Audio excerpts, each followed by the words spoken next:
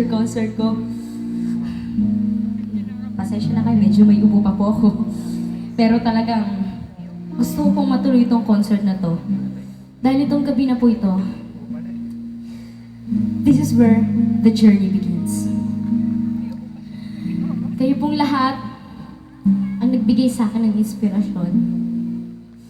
Kaya po lahat ng ito ginagawa ko po. So, ito pong concert na to, sinishare ko po sa inyo lahat po ng musika sa buhay ko. Ito pong aking susunod na awitin. Ito po yung unang kanta na natutunan ko.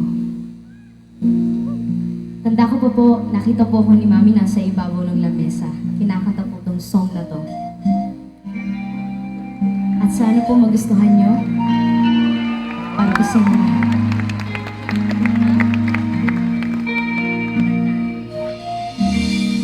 Every night in my dreams, I see you.